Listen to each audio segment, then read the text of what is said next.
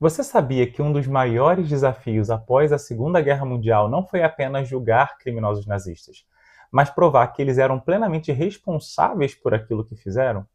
Ao compreender essa história, você entenderá por que o Tribunal de Nuremberg mudou para sempre o direito internacional e o modo como compreendemos a responsabilidade moral diante do mal. Então, me escuta, porque a partir de agora nós vamos pensar alto e pensar juntos. Eu acabei de assistir um filme de 2 horas e meia, um drama histórico sob a direção e o roteiro de James Vanderbilt, e que é um primor de produção cinematográfica. O nome do filme? Nuremberg. E ele se passa no pós-Segunda Guerra, ainda ali em 1945, na Alemanha, durante os julgamentos homônimos, chamados julgamentos de Nuremberg, realizado pelas forças aliadas contra o regime nazista recentemente derrotado. A trama centra-se no psiquiatra americano Douglas Kelly, designado para avaliar a aptidão mental de 22 oficiais nazistas que se tornaram prisioneiros e aguardam seus julgamentos por crime de guerra. Ao mesmo tempo, a narrativa nos mostra também os desafios do promotor-chefe dos aliados, Robert A. Jackson, que fica encarregado da difícil tarefa de garantir que o regime nazista responda pelos horrores sem precedentes do Holocausto.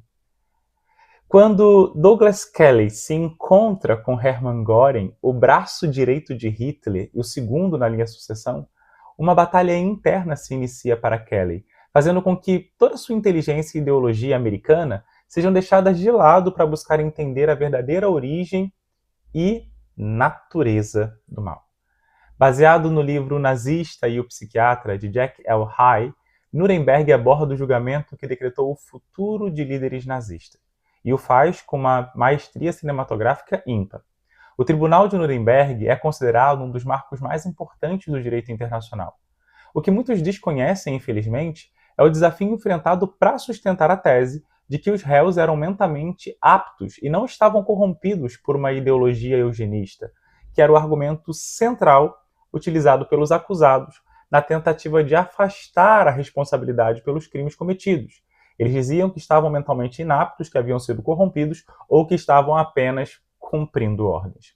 Ou seja, além de provar que tanto Göring como os outros nazistas não estavam apenas seguindo ordens ou tinham sido corrompidos por uma lavagem cerebral, a acusação enfrentava desafios jurídicos, éticos e logísticos significativos na busca por justiça. Isso porque a ideia de um tribunal penal internacional ainda não existia. Simplesmente não havia nenhum modelo para julgar crimes contra a paz, guerra de agressão e conspiração, sendo essa uma situação inédita, não havia jurisprudência anterior. A abordagem que o psiquiatra Kelly vai utilizar combinava entrevistas psiquiátricas, testes de personalidade e observação direta dos prisioneiros. E, evidentemente, podemos questionar as premissas éticas nas quais ele se sustenta.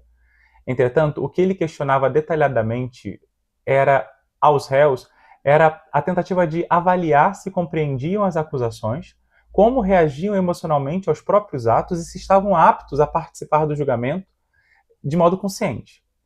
Na verdade, o que se pode observar é que, de fato, não há uma natureza do mal quando nós olhamos para o que aconteceu em Nuremberg. Não há uma substância má.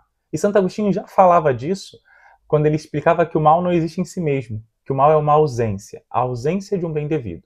O que vemos nos eventos da Segunda Guerra Mundial é que é nas pequenas coisas que o acontecimento do mal ganha espaço nas nossas realidades sociais.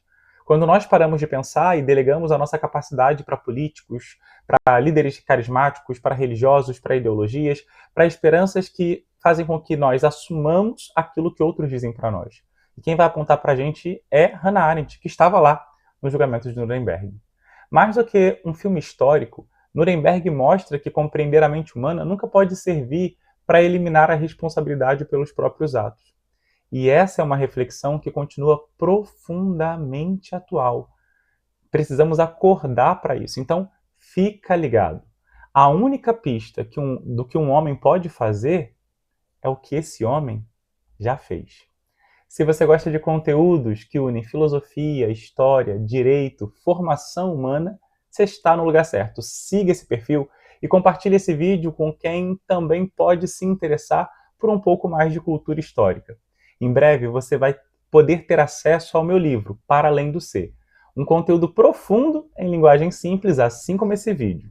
E para você que fica aqui, bem-vindo! Aqui a formação é aquela que a vida não apaga.